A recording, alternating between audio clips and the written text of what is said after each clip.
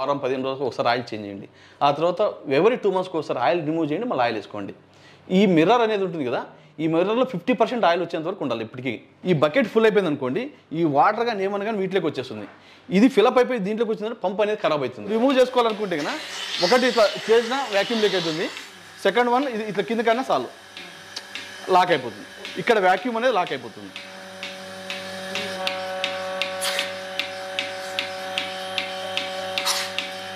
నమస్తే, నా పేరు మల్లేష్. మీరు చూస్తున్నది మల్లేష్ ఎడ్ల యూట్యూబ్ ఛానల్.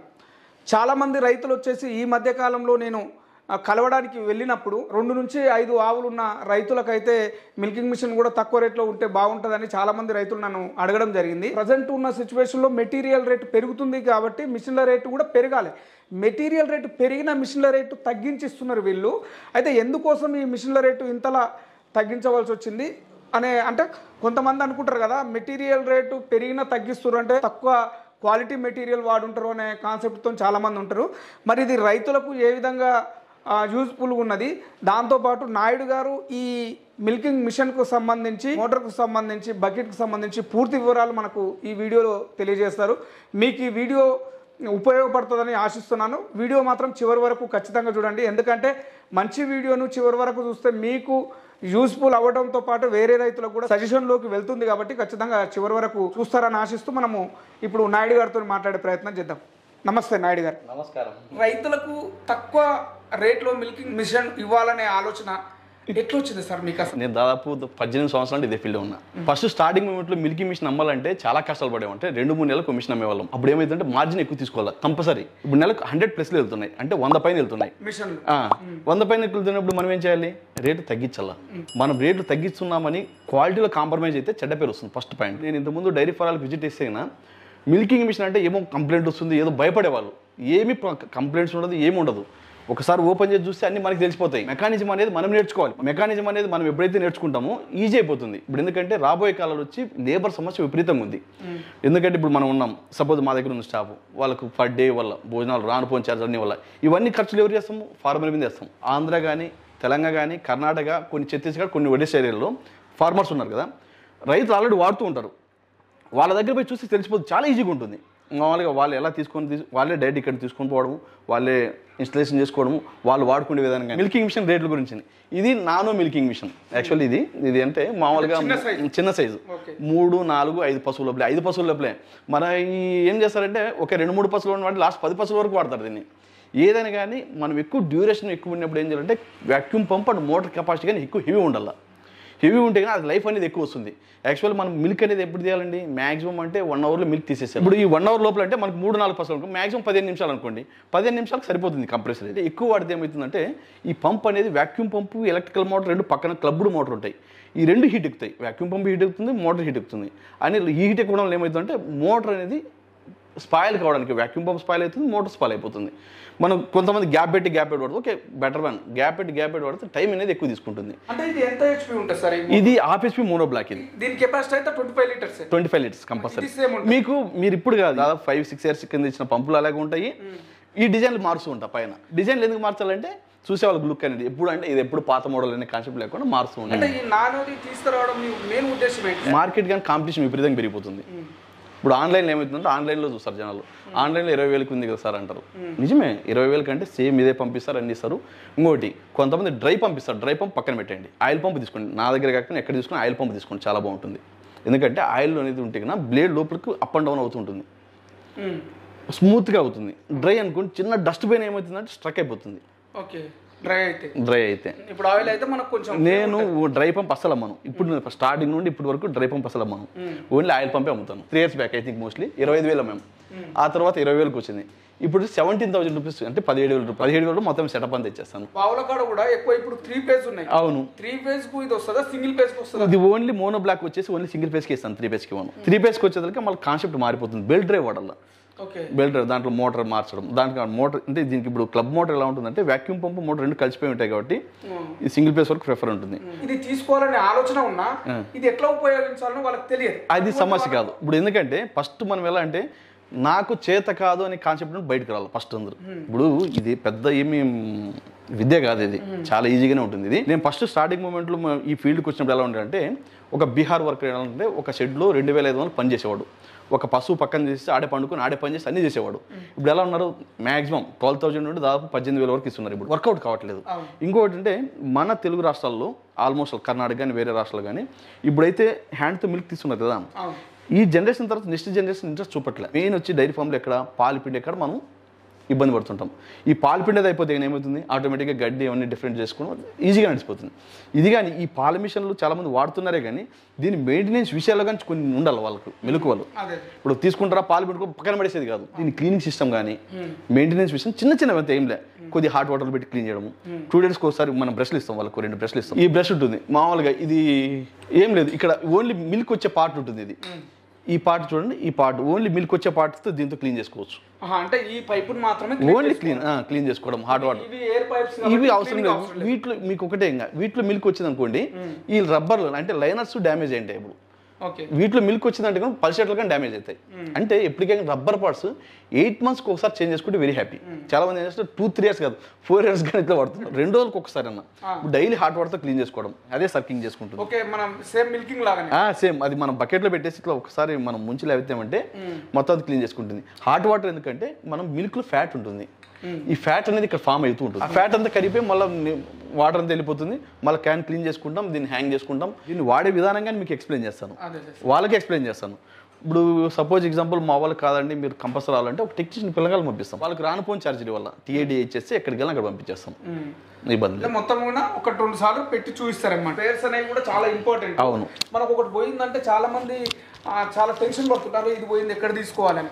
అవి చాలా ఇంపార్టెంట్ కదా, మరి వాటి గురించి ఒకసారి ఎక్స్ప్లెయిన్. స్పేర్ పార్ట్స్ వచ్చి మీకు ఇబ్బంది ఉంటుంది, ఎందుకంటే ఇప్పుడు అన్ని ప్లేస్లోనూ కొరియర్ అనేది అవైలబుల్ ఉంది. కొరియర్ కానీ కార్గోస్ ఇవన్నీ ఉన్నాయి. ఇప్పుడు సపోజ్ ఈ పల్సేట్ ఉంది అనుకోండి, 1000 రూపాయలు అంతే. గడ్డ ఇప్పుడు దీని లోపల చిన్న రబ్బర్లు ఉంటాయి. ఈ గడ్డ పోయిందనుకో 1000 రూపాయలు, ఈ క్లా పోయిందనుకో 1000 రూపాయలు, ఈ రబ్బర్లు పోయినాయి అనుకో 1000 రూపాయలు అంతే. 4 పీసులు 1000 రూపాయలే ఉంటుంది, 4 కలిపి 4. ఈ షెల్లు పర్మనెంట్ లైఫ్ టైమ్ గా, ఈ బకెట్ లైఫ్ టైమ్ గా వారంటీ. ఈ రబ్బర్ పార్ట్స్ ఏవన్నా కానీ అతి తక్కువ రేట్లో ఇస్తున్నాం. ఇవి కానీ ఇంతకుముందు ఇదే పర్సెంట్ 3000 అమ్మినాం 4-3 years బ్యాక్. ఇది ఆల్రెడీ కొన్న వాళ్ళకి ఇది ఐడియా ఉంటుంది. మిల్కింగ్ మిషన్ కు వారంటీ కానీ గ్యారంటీ కానీ మనం ఉన్నదా?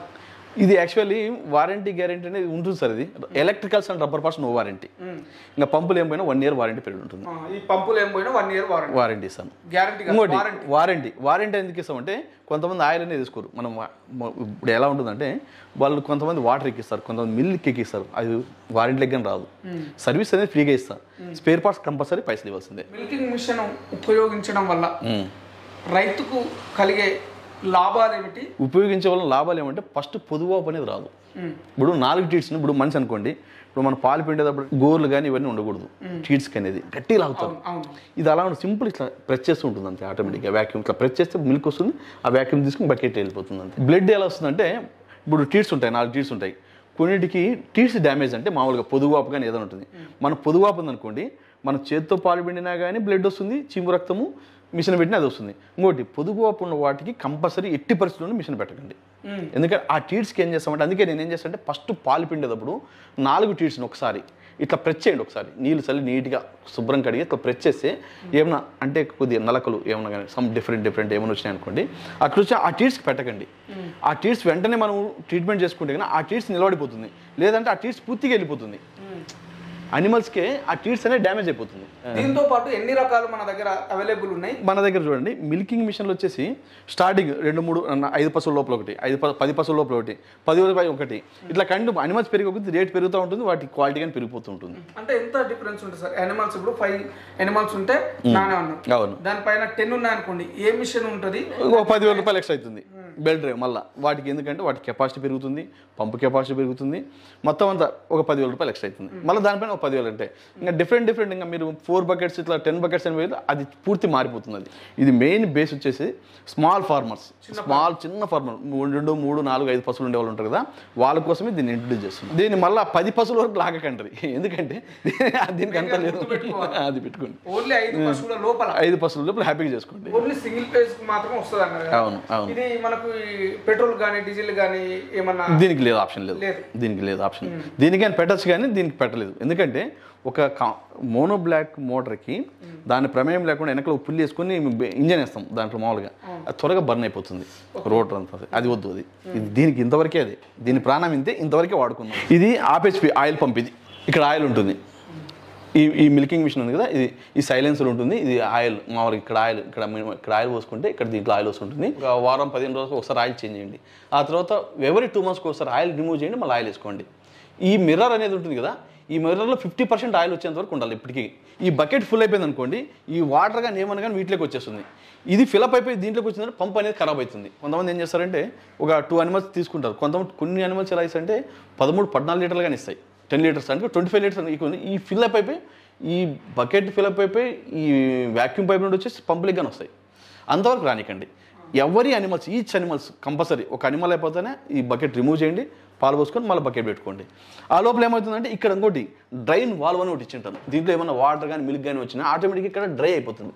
ఇక్కడ డ్రై వాల్వ్ ఉంటుంది, ఇక్కడ ఉంటుంది. ఇక్కడ కారిపోతాయి మొత్తం వాటర్ అన్ని వాటర్ కానీ మిల్క్ కానీ కారిపోతూ ఉంటాయి.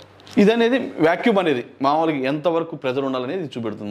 మామూలుగా మన కౌస్ కనుకోండి 300 నుండి 400 మధ్యలో కౌస్కి వస్తాయి. కొన్ని హార్డ్గా ఉండే రూములు ఉంటాయి కదా, వాటికి కొంచెం ఆటోమేటిక్గా ఇది ప్రెజర్ తీసుకుంటుంది. దీనికి రెగ్యులేటర్ ఉండదు కాబట్టి ఆటోమేటిక్ ప్రెజర్ తీసుకుంటుంది.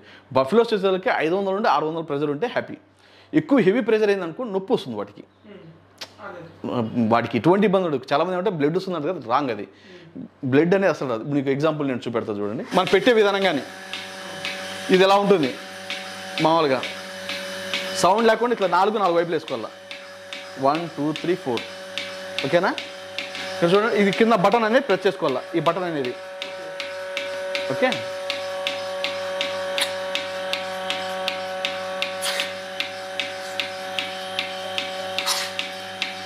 స్మూత్గా ప్రెస్ అవుతుంది. మనం రిమూవ్ చేసుకోవాలనుకుంటే కదా, ఒకటి ఇట్లా చేసినా వ్యాక్యూమ్ లీక్ అవుతుంది.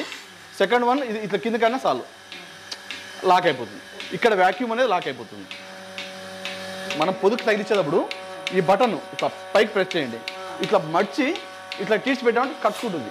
రిమూవ్ చేయాలనుకోండి, ఇది మనం ఇట్లా కిందికి అనుకొని వ్యాక్యూమ్ అనేది ఉండదు, ఇలా లాక్ అయిపోతుంది. ఇందాక చూపించండి నానో మిల్కింగ్ మిషన్. యాక్చువల్లీ అది 5 పశువుల లోపల 5 పశువుల పైన ఉండే వాళ్ళకు ఇది బెల్ట్ డ్రైవ్ అని పెట్టిన, ఆర్హెచ్పి బెల్ట్ డ్రైవ్. ఎందుకంటే ఇప్పుడు చెప్పాను కదా, వ్యాక్యూమ్ పంప్ అనేది ఎక్కువ హీట్ అయితే మోటార్ రెండు హీట్ అవుతుంది. కానీ వీటికి అందుకు ఏం చేస్తున్నాను, motor separate, vacuum pump separate, belt ఉంటుంది మధ్యలో. దేనికది కొంచెం సేపు 1 hour రన్ చేసినా కానీ ఏమి ఇబ్బంది ఉండదు.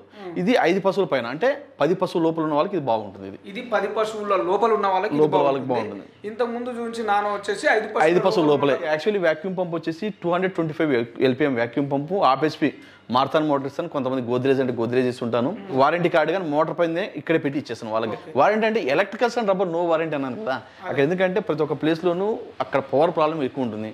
యాక్చువల్లీ 10-15 నిమిషాల్లో డ్యామేజ్ అయిందంటే ఇంకా అది ఎలా వస్తుంది, అది పవర్ రాకూడదు. అది సామాన్యంగా కంప్లైంట్ రావు. ఏమంటే అక్కడ లోకల్గా ఏదైనా ప్రాబ్లం ఎందుకు లోకల్గానే వాళ్ళు చేయించుకోవచ్చు.